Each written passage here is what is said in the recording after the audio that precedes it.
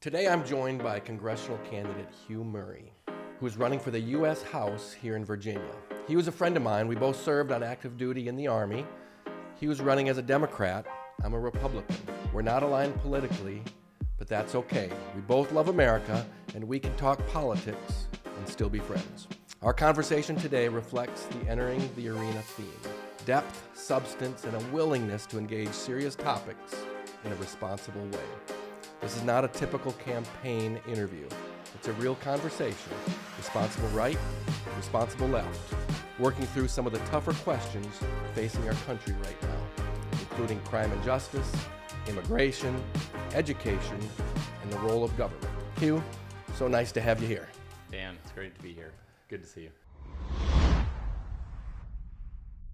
You're not naturally a partisan guy. Congress is a very partisan environment. Why are you running to be a part of Congress? Well, we serve together, and service is something that is near and dear to me. It's why I entered the Army post 9/11. I grew up in a patriotic family. Honesty, duty, accountability, that was the foundation of my upbringing. I grew up as a Boy Scout. I earned the rank of Eagle Scout, and through that experience, it promotes civic activity, participation in society. And then when 9/11 happened, I was out in Arizona, and I don't know that we've ever even talked about this, but prior to joining the Army, prior to going to law school, I was working for Morgan Stanley and was in the World Trade Center in 2000, summer of 2000. And so when 9/11 happened a year later, I was out in the branch office in Phoenix. I knew people in the Twin Towers, and my mom was a flight attendant for American Airlines. She was in the air that day, and we didn't get a hold of her until much later in the evening to know that she was okay. And so that had a pretty dramatic effect on me. I wanted to serve, and I talked to my dad about it. And the only request that he had is figure out a way to serve that you don't get shot, because he had 2 Purple Hearts from Vietnam, and he was very protective, right? So we talked about it, and I decided to go to law school. I wanted to become a JAG officer. So fast forward a couple of years, law school, taking the bar exam, all the matriculation into the JAG Corps, and I started to serve. And I guess personality trait, upbringing, I don't know what it is, but service is important to me. I'll serve where I'm needed, when I'm needed, where I see an opportunity. I served in combat in Iraq. Eugene Vinman, good friend of ours and, fellow JAG officer. I was in Iraq with him. Since then, I served in a lot of the different special operations communities, advising commanders on real life issues that they were dealing with on the ground in the Middle East. And right now, we find ourselves in a situation where I don't believe, and I think that a lot of people will agree, that honesty, duty, and especially accountability are not being felt or lived by in Washington. And I think that we need people that will stand up and raise their hand and say, hey, I want to serve. Let me go up there and do this. What makes you think you can make a difference? There's so many people are disheartened with the system, and you talked about accountability, duty, selfless service. There's a lot of people out there and say that's the antithesis of that. People are going up there because of ambition, and more often than not, their net worth skyrockets after they start there. And so is it really about selfless service or something different?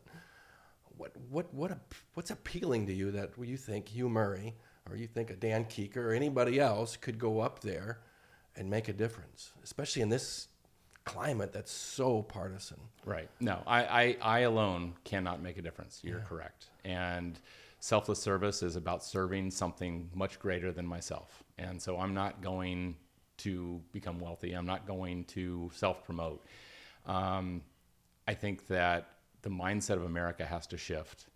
And the same reason that we're sitting here together today is so that we can have reasonable, pragmatic discussion about what's going on in America. And that's the only way that we are able to move America forward, to actually make progress. And Virginians, Americans, we are hurting as a country. And it doesn't matter where you put your finger on the issue, we're hurting. And I think that it's going to take a real shift in the type of person that we put up there.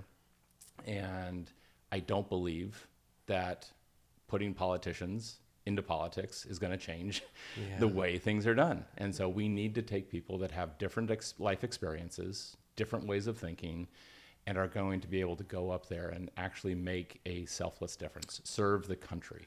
But pragmatists seem to get pushed away. To find any type of a capacity for change, you need seniority. You need to get on the right committees. You need to make good with leadership. And to do all of that, sometimes that pragmatist is forced to the side, and you have to be part of that team. You have to spend an exorbitant amount of time fundraising, not just for yourself, but for your party. And it's, many would say it's party first, not America first. What makes you think you can impact that, not just that pragmatist voice is just going to be pushed to the side? I think, again, it is coalition building. And in the military, that's oftentimes, especially as a JAG, what we have to be able to do. We have to bring those commanders to the table, their entire staff. We need to talk through the issues. We need to be able to really develop a sense of mission and why and what we're doing. And there's very little discussion or disagreement on the end state of things. Usually it's the route in which we take to get to that end state that creates the kind of the controversy. And if we're able to build a coalition of pragmatic people that are willing to serve, not in their own interest, but in the interest of America, to truly serve America, which, again, I believe our government is supposed to be doing, then we'll be able to resolve these issues and we'll be able to come to a center point. We're not going to have 100% agreement on all issues, and we're not going to be able to make everybody happy, but we will be able to bring people back to the center so that there is not the antagonism that we're seeing today. Isn't it true, though, even with our primary system, that the loudest voices or the most partisan, those who are most aligned with party first, the ones that would be least likely to reach across the aisle and try to find common areas of agreement, how do you win in a primary? Even with you right now, we can maybe talk about the specifics of you running as a Democrat, but here you're going to run into the Democrat primary, a bit of an underdog campaign. How do you win in this climate in a primary against somebody who's not taking that approach? Right. No, I mean, I'm taking the approach that I am who I am. I am serving for America. I want to represent. There's going to be 800,000 people, or just under 800,000 people, that I will represent in my district, and I will serve all of them, regardless of the regardless of the party, and regardless of what their belief systems are. And when I take that oath, I have an obligation to them to represent every single one of them. And so in doing that, I have to be able to reach across the aisle. I don't need to be the loudest. I have to be able to work with people, and I have to be able to make sure that the voice is heard and that we're getting whatever the issues are, the economy, education, healthcare, all of that to the people that I represent. How do you, I guess there's a dynamic at play, which I really respect. I mean, even the purpose of this podcast I'm doing, entering the arena, the man, woman in the arena, it's important to have courage, lean forward, and that's why I applaud you. I'm kind of being a little bit of a pessimist here, Sure. Intentionally to try to draw out that a lot of people feel in this country. They look at Congress with disgust. That's why congressional approval polls are in the teens at best, many a times. You love your own congressman or congresswoman, yeah, but you hate Congress for a number of reasons. Maybe hate's a little strong. But we do need, like you said, good people to run and to keep running, whether at the national level or at the local, state level, all across. And what I've also found is sometimes the partisanship isn't any better at the local level or at the state level, and we're seeing that right now as well. What do you see? How could you, as a pragmatist, push back against your own party at times? I mean, to win, you're going to have to be a strong voice for the base. Otherwise, you're not going to win in a primary. Sure. But at the same time, you have to have that little bit of independence, and you might look at things a little differently. So you're running as a Democrat. Where are some things the Democrat Party is in the year 2026 that maybe Hugh looks at a little bit differently?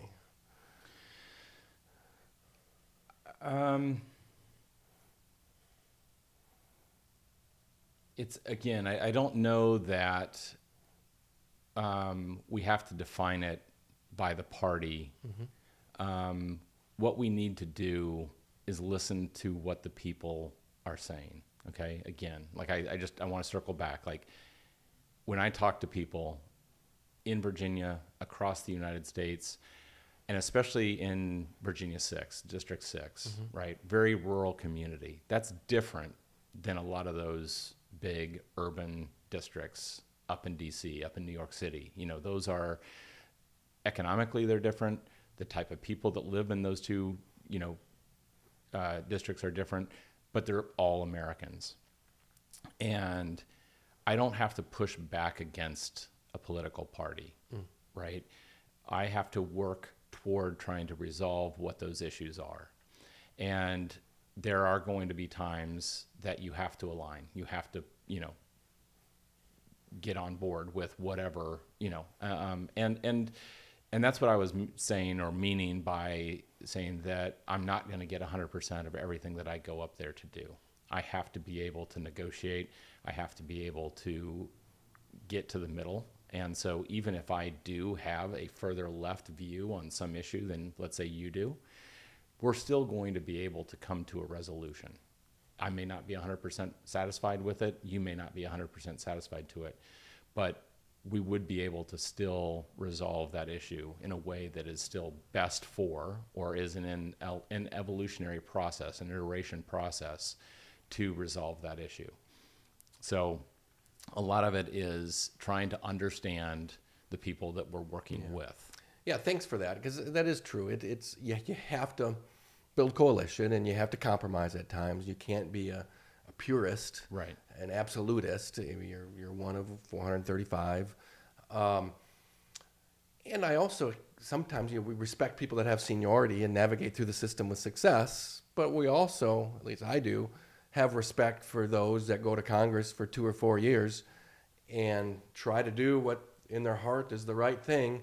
And sometimes they buck their own party. Sometimes the left's gone too far left, or the right's gone too far right, or just something isn't aligned well. And I'm going to stay true to my beliefs, and guess what the consequence might be? I might get primaried and I might lose. And I think we also need to have a mindset and a culture that success isn't just people who go and run for Congress for 20 years, stay in D.C., lobby, and use their experience for their own personal benefit, but that citizen legislature who, okay, it's the season. I've got some good, strong experience. That's what I think about at times. I've got some military experience, some business experience, some experience with youth in this country, and okay, maybe the time is ripe, but it isn't maybe necessarily the default of, okay, I'm going to go do it for 20 years and make a second, third career out of it. Right. I'm going to go for 2, 4, 6 years, maybe 3 terms or whatever it is, and then move back home. And we don't have everything in D.C. What are your thoughts on that? Just the culture that's out there of D.C. has gotten so big and so wealthy. It's, some of our friends who are in the military can't afford to live in D.C. right now. Yeah. Whatever the number is, 7 or 8 of the wealthiest counties in America surround our nation's capital. You see cranes everywhere when you go up there. It's never had a housing bubble. Is that healthy for a nation? With our capital in that state where you have to pay to play, you have to pay to live, Right. in a place like that. What are some things we could maybe do to pull back and encourage citizen legislators to not stay in D.C.? And even in our own military standpoint, we know folks, they retired from the military and they stay there. Yep. Because that's where the jobs are, and that's where you can use your experience to propel yourself to other types of things. But even with that too, it's a similar dynamic. Do we need to be so DC focused?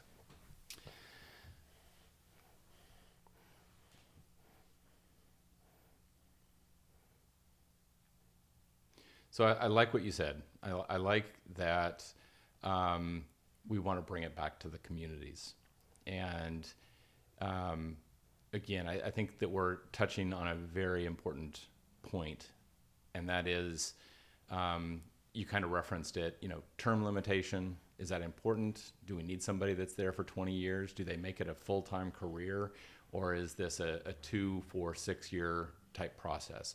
I do believe that there is some good in continuity in government. A 2-year term is very short. Yes. It's very hard to get anything done in that amount of time, especially in a big bureaucratic system. However, a lot of it really should revolve around what the issue is and where the political environment is, because as we know, there's a pendulum to politics, and it swings back and forth every 8 years or so. And at the midterm, historically, it has shifted away from the executive branch, and that means that then during the election, the presidential election, it's going to come a little bit further back to the center. And we need politicians that are able to understand, and I want to reference back, like each district is set up around about 800,000 citizens. And that representative has to be ready to represent all of them. And if you're picking somebody that is only a political base to that district, then it doesn't resolve the issue. You're not representing the entirety of your district. And so where I see myself is as a moderate and as somebody that is very pragmatic, I'm able to go in there, identify those issues, and like what you said, I'm happy going up there. I need time. The world of hurt that we're in right now as an American society is not going to be resolved in 2 years. But I think that if people are willing to buckle down, recognize that there's a lot of really hard work that has to be done, and we go at it, then I think that in 4 years or in 6 years, we'll be there. We'll be in a much better place. No, thank you for sharing that. What I'd like to see, I'd encourage you to, I hope if you win in the Democrat Party, of course. I'd love that. And then being as a Republican, doggone it. Close race, but I want you to lose in the general election. But if you do happen to go in there, I would say, one of the things you can reach across the aisle and do, Department of Agriculture, why is it in D.C.? Move it to Iowa. Department of Health and Human Services, why is it in D.C.? Let's move it to Cleveland or to Rochester, Minnesota, or some other place. Let's get some of the largesse that's in D.C., because that's why every major corporation, not only in the nation, but a lot of them in the world, have offices surrounding D.C., because that's where the money is. And so if we could shrink the size and scope of our federal government, I think that would go a long way to that DC culture that is unhealthy as it sits right now. But I appreciate everything you say there, and I certainly am wanting good people to run, and I'm talking to a lot of folks even at the local level. I'm glad you're running here. It's the right spot for you, so it's not a judgment there, but know your niche. Go run for school board. Go run for city, county positions. Just be engaged and involved. Grow and communicate. And just the days of, fortunately or unfortunately, the days of not talking religion and not talking politics are kind of over we need to not be bashful. We need to do it respectfully in a healthy fashion, but to continue talking on that front. So I'm glad you're running. I'm excited for that, certainly as a friend. Let's shift focus a bit to some substantive issues. The first one, let's just talk about crime for a little bit, crime and justice, in maybe some approaches to combat crime, what's working and what's not working. You've had personal experience with violent crime up front within your family. Would you just briefly share that experience and kind of how it shapes your advocacy or your positions on crime and crime measures to fight crime? Sure. So in 2011, while I was serving in Iraq, my sister was murdered in Bethesda, Maryland. And it was a brutal murder, one that took kind of a national interest. There were a lot of stories done on TV and those true crime story type vignettes. And a coworker, it was a situation where she was the manager of a store, and a retail store, and a coworker was shoplifting. My sister identified that, and then was murdered in the process of kind of identifying that she was working next to a shoplifter.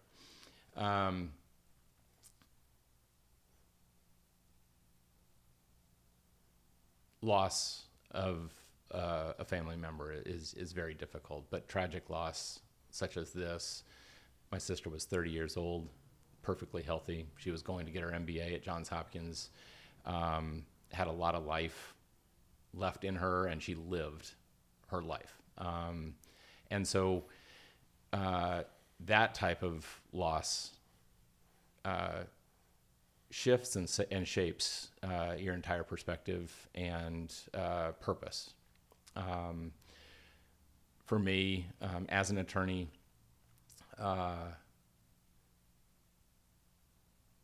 it helped shape how I viewed crime and how America, how the military, how just everything that I touched needed to protect our society, our America. I'm not so optimistic to believe that we're going to be able to ever eliminate crime completely. But I think through a cultural shift, I think through economic development, and I think through education, we can dramatically lower our crime rates throughout America. One of the things that I enjoyed about the JAG Corps was that they wanted diversity in our legal experience throughout our time with the JAG Corps. And so we got an opportunity to practice in a bunch of different areas. And while most of us would still claim to be more specialized in certain areas of interest, and even time, while we served, we served more in national security or more in litigation, criminal litigation, something along those lines. We all got an opportunity to work in ad law or work in, criminal justice. And so I worked in criminal justice for, 2-3 years, and I prosecuted criminals. I was on the prosecution side. And at the time, this was a time where the Army, the military at large, was dealing with sexual harassment, sexual assault crimes. And they took two approaches, and I was very impressed with the way that they handled it. I mean, the speed with which it handled, you have to know that cultural shift takes time. But to victims, it probably felt very slow. But they educated. We implemented a lot of different programs that educated our culture and shifted the perspective of soldiers. And again, when I say soldiers, I mean military at large. It's everybody. And then from the criminal justice side, we started to prosecute more aggressively, and that through that, it deters that type of behavior. I love you saying that in a way because, well, first of all, Your sister, beautiful inside and out at 30 years old, a whole life still in front of her. To have it cut short in such a way is a tragedy, national tragedy. Unfortunately, she's not the only one that has some things like that happen. So certainly, and we've talked about this before, but words aren't enough for something like that. To what you go through. You talked about prosecuting crimes as being part of this and being strong there. The assailant with your sister, if I recall correctly, guilty, first-degree murder, sentenced to life Without parole.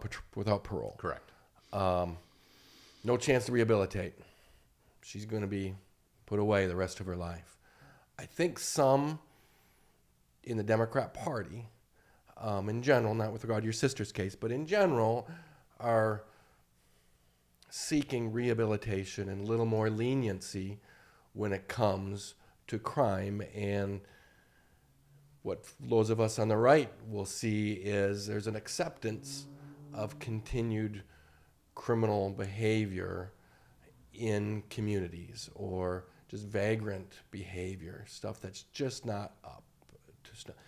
So how do you juxtapose the shaping, and even if you look at sentencings and who's in favor of strict sentencing guidelines and who's not, and try to not label in parties, but for the most part, it appears that the Democrat policies, and correct me if I'm wrong here, but my thought is Democrat parties are just a little lenient on crime, and the plea bargains are happening too often, and people, it's a revolving door where criminals enter the justice system, get put back out, and that recidivism rate, they're the ones that are continuing to violate our criminal laws. What can we do better on that front if we want to be strong prosecuting and having a law enforcement that is supported and encouraged in this area? No, I really appreciate that question, and I wish that there was a simple, straightforward answer, right? With many things that are so complex that you're dealing with a lot of people that have gone through tremendous life trauma and have found themselves committing crime. It is truly like, where do you place that father that steals a loaf of bread? Right? Stealing is wrong. He steals the loaf of bread because he's unemployed but has 2 kids and he has an obligation to feed them, right?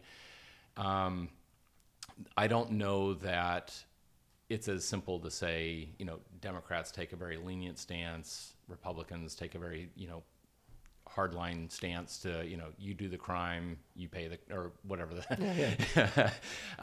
You do the time. You do the time, right? Mm-hmm. Thank you. Yeah. I think that this is a situation where, one, education is critical. The more educated our society is, it's shown statistically that crime rates drop. So if we're able to educate, we're able to drop crime rates. If we're able to provide mental health assistance, then crime rates drop. And if we're able to continue to assist those that are or find themselves in difficult positions, and I'm not talking about free handouts, I'm not talking about, I'm not talking about being completely, government give everything, but we have to provide supports. One of the things, and you'll probably appreciate this, one of the things that the Army does or has done, I don't know where we stand now, but we have to do a PT test, right? And as a commander, I was a commander for an AIT unit down at Fort Lee, Fort Craig Adams now. And one of the metrics that I had to perform to was making sure that my entire organization, my unit, my company, was able to perform that PT test, and they looked at the average of that PT score, right? At the time, PT score, top performance was a 300. And as the commander, you're trying to think, okay, I'm being graded on how well my soldiers perform the PT test. Well, you don't go and try to get somebody that's at 290 to perform perfectly at 300. What you do is you go look at the 150s and you say, okay, you guys are struggling. How do we get your physical fitness up to a level of, let's say, just 200, right? Let's get 50 points. And that moves the average faster than trying to get those top performers those last 10 points. And I think if we take that same view on society and crime and the way that we're helping the bottom of our society, then we're able to create an average that increases the entire like well-being of society. Now, be clear, like I'm not saying that recidivism does not exist. It does. And so there is a need for life without parole and possibly even the death penalty. But I do believe that some of the nonviolent crimes can be rehabbed and re-enter society and be productive members. And I applaud them for that, but they can't do it on their own. Like this is a societal concern, and to me, it's a national security concern. And so we have to be able to support the bottom of our society, those that are really struggling, and we have to help motivate, and we have to provide that that health care. We have to provide the mental health care. We have to provide jobs. We have to provide all the things that really weigh on people, that create that trauma in their life, and they feel foreclosed on. They don't feel like there's a way out, a way to succeed. A couple of things that drive me crazy. Oh, nothing that you just said there. And I appreciate the rehabilitation piece. One of the purposes of criminal justice system is rehabilitation. As is deterrence, as is just confinement and getting bad people off the street. So I get all of that.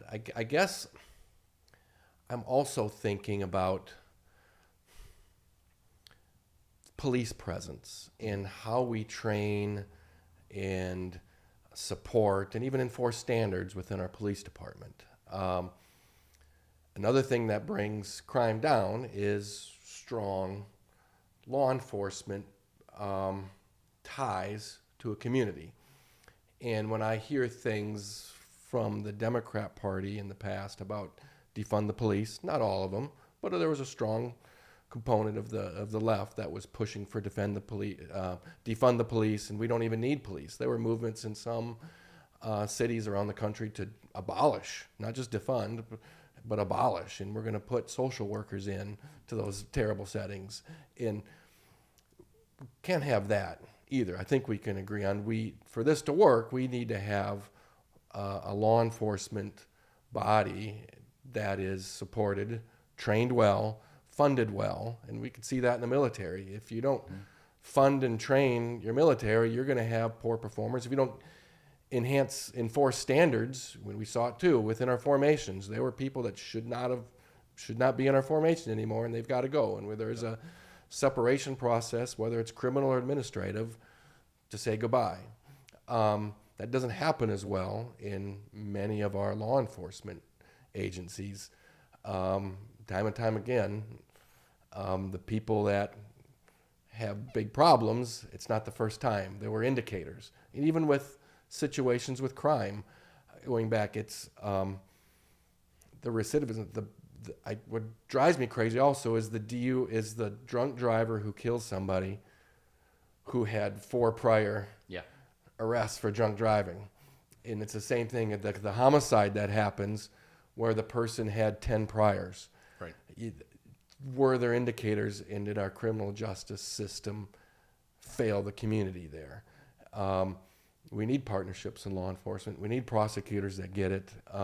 We need juries that are fair and honest and get it. What are your thoughts on all that, and ways maybe the right and the left could find some common ground as it relates to criminal justice reform, including law enforcement support?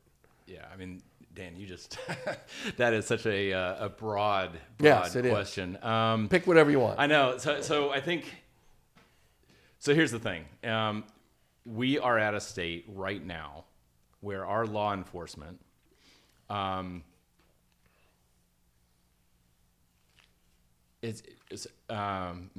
damn, this is a tough one. Yeah. Okay.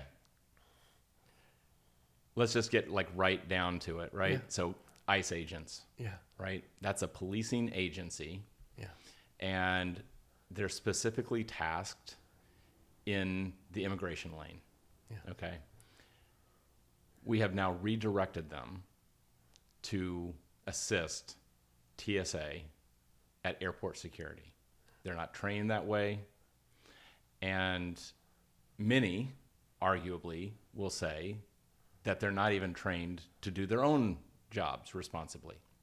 So you hit so many things already like head on and accurately, and I loved it because we agree, I think. Now it just comes down to like what I've said previously, and that is we see the end state that we need to be in. How do we get there? And here, education and training is critical, because we cannot have a police state. We have to have policing agencies, because as we've already agreed, there's criminals out there that no matter what we do will exist. There are evil people in the world, and they have to be taken off the street to protect our society. So we can't defund the police, but we can educate them and professionalize them so that they are able to de-escalate and to manage their emotions and to properly execute their duties and responsibilities and be held accountable when they don't. Yeah. I think sometimes, and the media doesn't help here, and politicians who like to advance narratives and causes as opposed to finding solutions take advantage of it too. But whether it's 98.6 or 99.3% of our law enforcement officers are doing the right thing, and they're doing their best in extremely difficult situations. Every time a cop leaves in the morning wearing a bulletproof vest saying goodbye to a spouse, that tells me something about that individual that commands respect. They can lose respect by being a jerk or being inappropriate in the line of duty, absolutely, but I give that respect. I think sometimes in our current setting, in our current environment, law enforcement is just given the short end of the stick. And I talked to a lot of folks with ICE as well. Sometimes people disagree with the policy of what law enforcement's doing, and so they take it out on the individuals serving. We saw it in the military at times during Vietnam. We're opposed to our presence in Vietnam, and so when my uncle or your father comes back from Vietnam, they're the ones being frowned upon, yelled at, in some cases spat upon, because we're frustrated with the policy. And again, there were some bad apples that served in Vietnam that did the wrong thing, but by and large, everybody that was going over there was given an impossible task, and they did their best and came back with troubles. I think that's the same dynamic with a lot of law enforcement. We have leaders that have failed with education, with civility, with certain dynamics, with the operations of a city, and then, okay, cops, go figure it out. And of course we're going to have some powder keg situations, because not every situation is going to be dealt with perfectly, especially with the lens of a Monday morning quarterback. And so I appreciate what you're saying, and I think there is common ground that we can have as long as people accept the reality of things as important as training. And even on the front end, you pay them right, fund them well, assess and select properly, it works itself out. Generally, you're going to get good people into those positions. But if you don't pay them well, you don't train them well, you don't fund them well, if their morale is terrible because they're not getting support by leadership, well, guess what? You're going to attract a lower quality person, and then you're going to have the negative snowball effect. And so I'd like to see the approach, not defund, but let's fund smarter our law enforcement too. Does that make No, I think that makes a lot of sense, and to you? I think that it is it's critical. I don't know that we need a police force, nationwide police force of 500,000 officers, right? Correct. We need maybe half of that, but let's pay them better.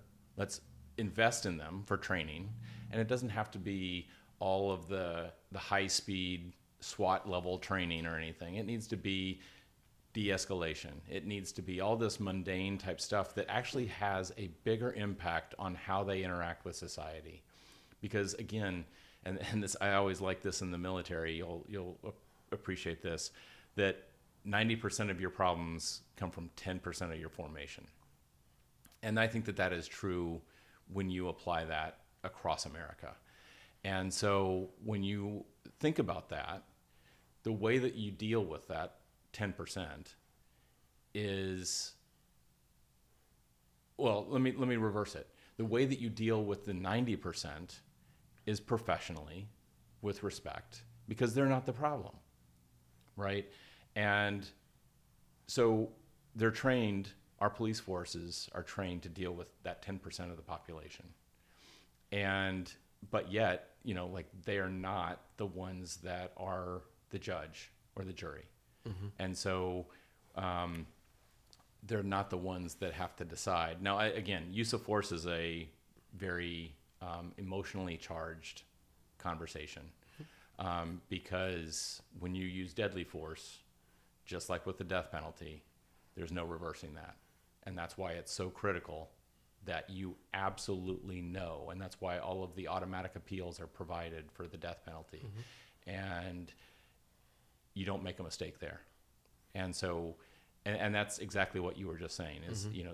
These police officers are charged with the most extreme emotional governance as they're trying to work in the heat of the moment at split-second decision levels that don't allow for mistakes. I remember the Army had me up what was then called Fort Lewis up in Washington State, and there was some sort of incident in Seattle that happened that put a lot of media attention on the law enforcement.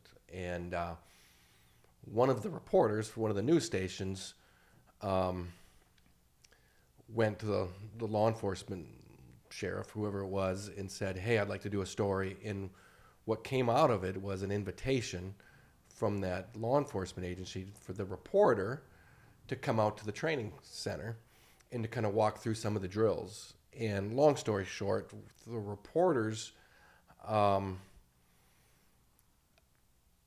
thoughts, conclusions afterwards were very different in the sense that, wow, these really are split-second decisions. Oh, I saw myself on tape doing that, and yes, that was a bad shot, wasn't it? Oh, that was, I didn't handle that de-escalation situation, because it's someone comes up to you aggressive, threatening, and maybe reaches for something, and you don't know what to do, and if you're not trained well, even if you are trained well, it's very difficult. Right. And so the reporter came out of that and looked into the camera and said, it still was a bad shot, or this was a bad, unfortunate situation, but I appreciate the settings that we put our law enforcement in much better now. And I thought that was, what you like to see is somebody, okay, wants to learn, wants to put themselves in the environment and comes out of it. It's a little more nuanced there. You talked a bit about the 90-10 dynamic, and you got to not forget about the 90%, all of us who are law-abiding. I bring that up a lot when it comes to gun control. A lot of people out there say, hey, we need to control who has access to guns and what type of firearms you can have, and that's going to be a crime-fighting measure. But at the same time, you're impacting the lives of law-abiding citizens who would never. I own firearms. I've owned them. I grew up in rural part of America, in Minnesota, where when I went to school, there were people who brought shotguns, not in the parking lot, in their vehicles, in their truck, in their trunks, to the school property because they were going to go pheasant hunting afterwards. It was just part of the culture. There weren't any school shootings in my town, even though there were guns everywhere. And so I get frustrated sometimes with politicians who, even when you talk to them, they're not going to have a dramatic impact. Gun control is not going to have a dramatic impact, but we want to do it because our base wants it, because people are afraid of guns. And I fear that more and more fear people have with guns is going to lead to more and more desires to curtail the individual rights that are afforded by our Constitution, and rightly so for a number of policy reasons too, in my opinion. We've never talked about gun control before, Right. so I don't even know where you sit there, but I know you win. It's probably going to come up at some point in Congress. It's certainly in Virginia right now as an issue. Kind of seeing where do you come down with the rights of gun owners and this mosaic we've been talking about how to fight crime, deter crime, punish crime. Yep. I think, first off, we're very similar in that I grew up in a rural area of Texas, and guns were a part of my upbringing, and we went hunting, so I'm definitely not against gun ownership. But that said, I wasn't just handed a shotgun at 6 years old and said, hey, go figure out how to use it. Right. Education again, right? Yeah. Education solves so many of our issues. And so if we're able to provide firearm safety, firearm training, and that is a facet of gun ownership, then we're helping the responsibility and the accountability, because although it is a constitutional right, with that comes some accountability.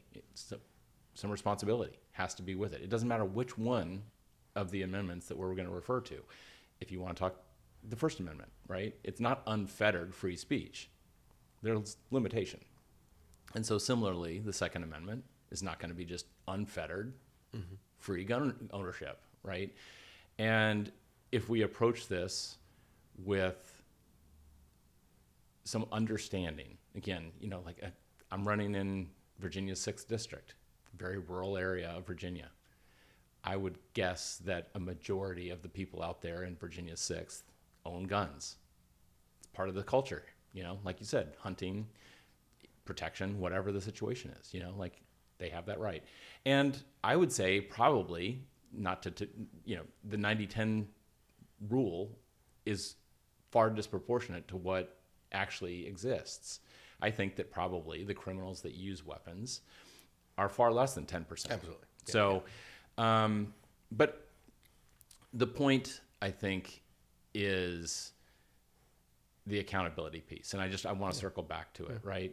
Because we have seen, and school shootings are just, I started and owned a security firm, a physical security company, and grew it into kind of a national organization. We had a lot of school accounts and provided security to schools. And I've worked with organizations that try to train and protect our students. These school shootings are not being committed by highly trained and highly educated individuals that are, planned out and trying to attack schools. These are, young adults that have acquired guns largely illegally or taken them from their parents or whatever their situation is. But that's largely the profile. And so gun ownership is, the accountability behind gun ownership has to be truly responsible. And I applaud the most recent case where the jury found the parent criminally liable for their kid's shooting because of the lack of responsibility that they took in providing that weapon to the kid. Yeah, I appreciate you sharing all of that. I guess one thing that frustrates me is when advocates say,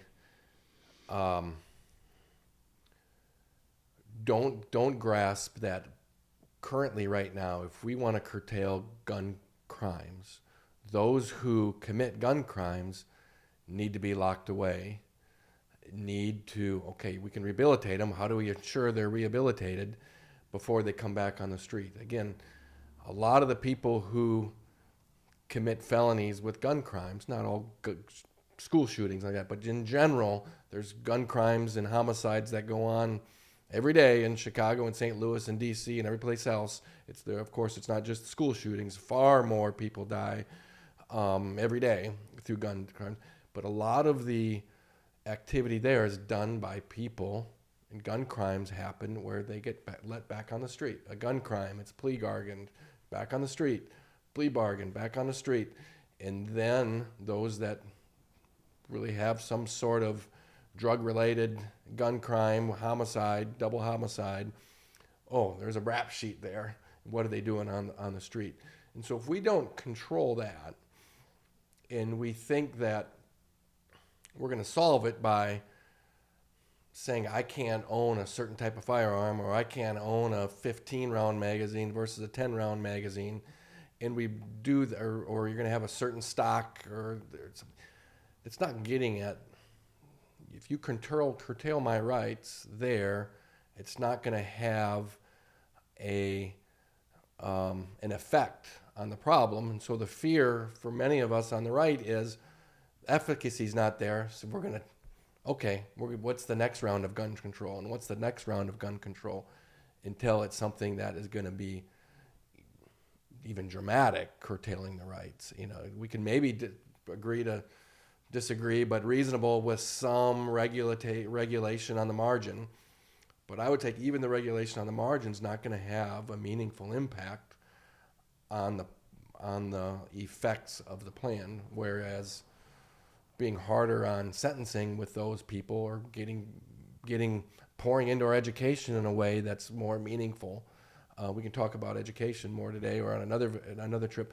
I agree with all of that, and that's part of what I'm doing here. I've kind of been called in my post-retirement from the military career is, what can I do to help pour into the next generation? So I get all that, but I get frustrated with gun control. Even right now in Virginia, we're having it. You know, it's another dynamic here where you don't campaign on gun control, and then in the first 30 days, you throw up a bunch of gun control measures, even though you didn't campaign against it, because you think you got the majority and you can push it through. And that just disheartens the population more and more, to the first part we were talking about at the beginning. And I fear that, again, gun control measures are just going to lead to more gun control measures, and it's not even going to have an impact on crime. No, I think again, just to circle back to a little bit earlier, it's not just the crime itself. We have to look beyond what the crime that was committed and look at the root cause of why that crime was committed. And again, I think that education is a piece of it. I think that healthcare, mental health care being a subcategory of that, is a piece to it. We have to be able to support our society and re-educate and change our culture. And that's going to have a more dramatic impact on exactly what you're talking about, the actual crimes that are being committed.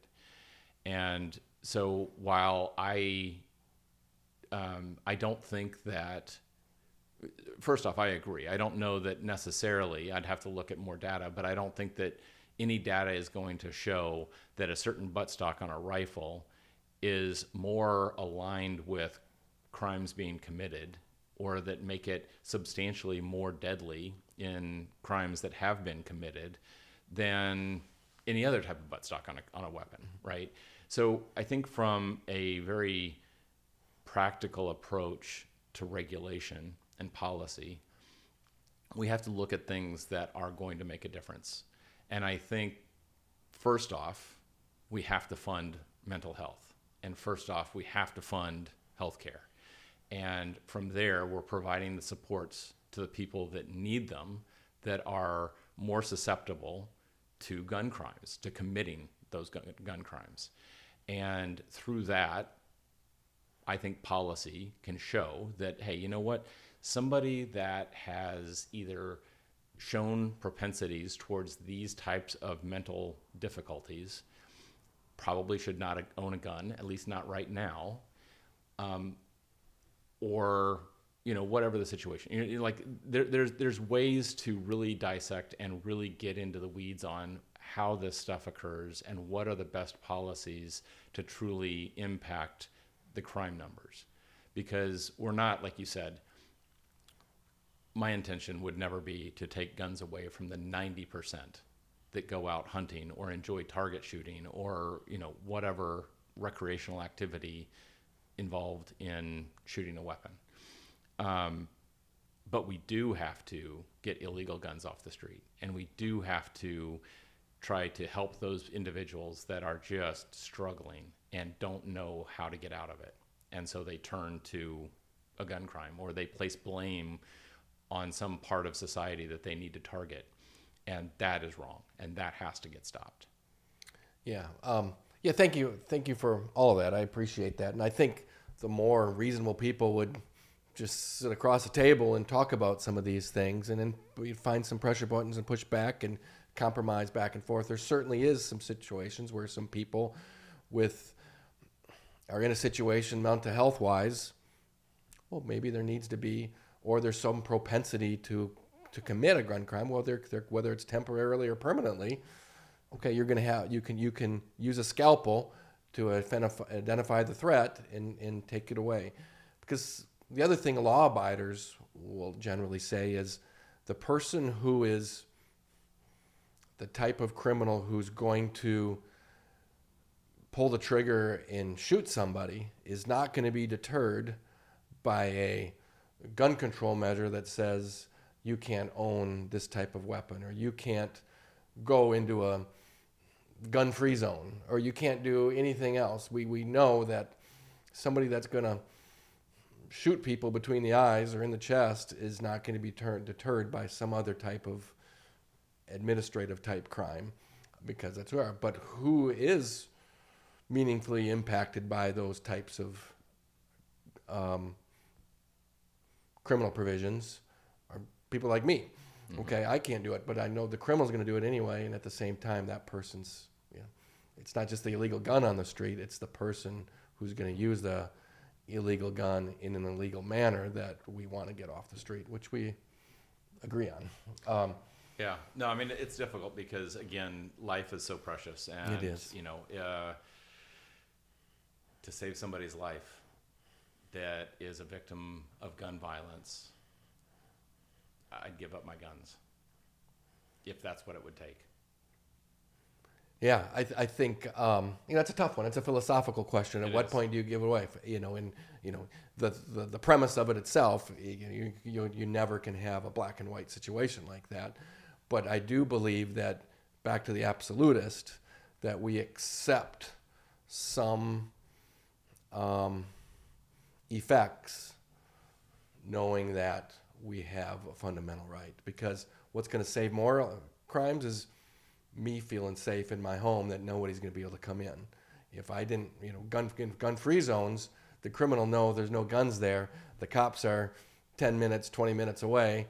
They know there's no deterrent on the scene. There's been studies too that show criminals who know that a home has guns in it, they're going to avoid that one and go to an easy target. And you, with your security background, know that the criminals are going to find a soft target. That's what they generally do.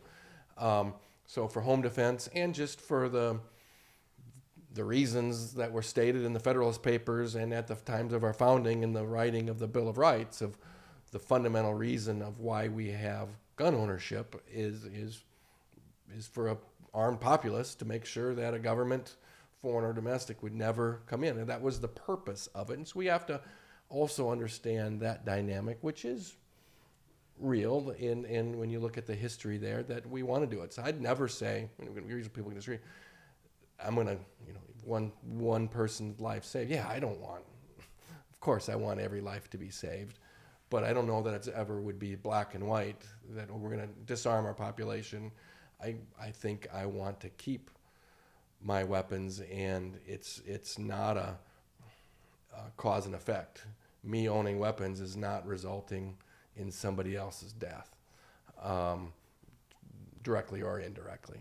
Anyway, I love the conversation on that front. And I think on all these issues, one thing that's tied in, I'd kind of like to close on with a substantive conversation, is education. Sure. Crime in all sorts of aspects of our nation is better with a more educated population. I think a lot of people equate education with degrees and time in school. Education certainly can come in a lot of ways, but that's how we look at the formality of education. Coming up is important, and certainly at those young ages. And then we can maybe look at ways to, whether it's secondary education and beyond. But I'm curious what your thoughts are. We've kind of had the same education model for generations now of how we educate our youth. What's working well? What would be some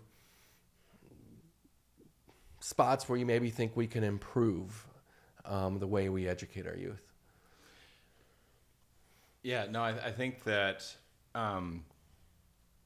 education has shifted a lot since you and I were in elementary, middle, and high school, right? So, but I mean, you and I are both well educated, even compared to society. And so that kind of framework worked for us. However, I think that it's improved, and I think that we have gotten better at educating our youth. So again, this is not a static situation where we're looking at the 80s and 90s as the ideal educational model. My kids and their educational model today is far different. And I think that you asked about the improvement piece, and this hits because my kids struggle with dyslexia, and it's a very interesting learning difference, because and I like the way that they have kind of shifted terminology, because it is a different way of learning that is required to address that. And so the resources that they need are different than just the standard, educational model. And so I think that we need to be able to create more of a individualized educational plan. And I know that this is like at scale when you're talking about across the United States. This sounds like an enormous task or undertaking, and it is. And I don't have a solution, but I am saying that, like, as we continue to improve our educational model and our system, creating those educational models to address each individual's way of learning and what their interests are and where their deficiencies are and how we're able to strengthen those deficiencies is really where our focus needs to be. And I do believe, and educators are amazing because they deal with kids and they are educating them on all sorts of stuff. It's not just the academic aspects of their job. They are providing a life framework, a social framework. They are truly, and this is why this touches on every single topic that we are addressing. They are helping create the American culture, and that's why it's so critical to have great educators out there and their ability to do their job with the resources that they need to reach every single student. Yeah, I certainly grew up loving. I didn't love going to school all the time, but I certainly have loads of respect for educators that I know today and the ones that helped shape who I am today. I do think the world's changed. I do think the model that made sense 2 or 3 generations ago isn't necessarily the best model to educate kids, period, especially educate teenagers and above in the year 2026. I think the marketplace now is providing some solutions for some families. Homeschooling is increasing by leaps and bounds, and I think that's fine. I think there's a lot of people who frown upon that, and I think we should learn from it instead of trying to resist it. I think private schools is certainly an important part of our education fabric here of what we're doing, and it's it's a bit of the marketplace saying, hey, public schools, you're struggling here, you're doing well here, and there are other options if you're not fulfilling it. And I think that's one of the things we saw during COVID is it peeled the onion back a bit on what was happening in our public schools, and a lot of families weren't fired up about it. And it's not accusatory to any specific individual teacher or things like that, but the system, it just gradually moved along in the same way that kids just gradually move along, whether they've met a standard or they haven't. And certainly that happened during COVID. You know, some of them good friends who are very left of center from me, who are in the middle of the education system right now, the structure, you know, they realized, yeah, COVID, not a lot of good learning was being done online during COVID. And what did we do? We pushed them along. And so kids are, what are we doing to set them up for success in the future is the head scratcher right now. Yeah. And how can we improve that? No, but I think that sometimes, you know, first off, COVID is a perfect example of what I think a lot of educators struggled with when it first hit. What was that? You know, March, April timeframe of 2020, right? But I think that it was an excellent opportunity for the educational system, and they stood up and they did the right thing, right? So yes, it was very difficult, and we saw a lot of failings, I guess, you know, within our educational system because of what occurred when they didn't have classrooms, right? But they adapted. And COVID created a catalyst for change in our educational system that then started to address a lot of these other learning opportunities.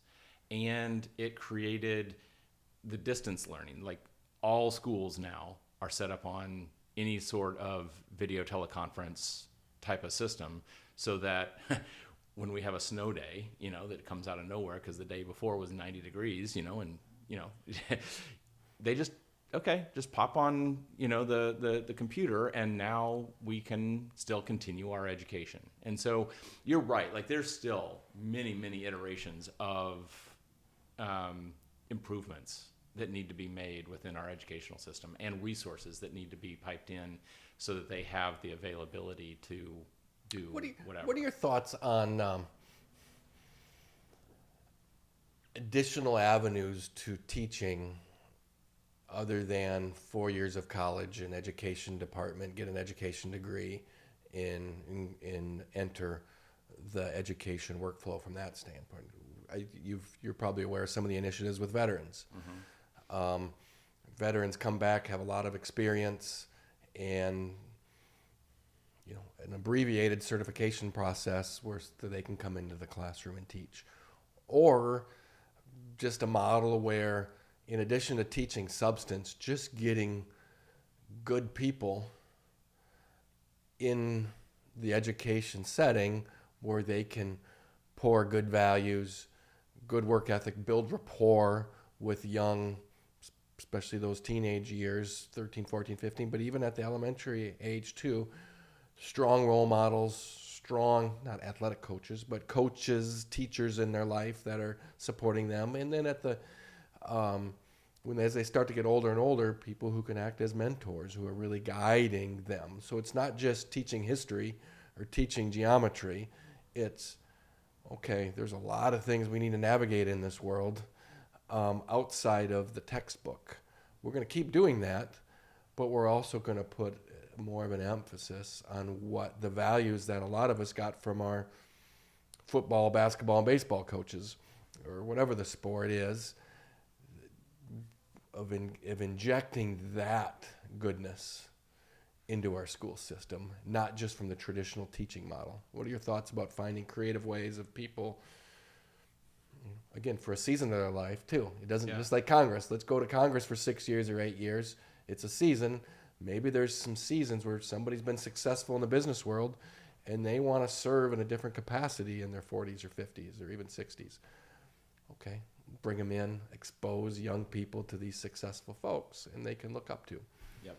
No, I think that model already exists, I think, in higher education. It does. And it's been highly successful.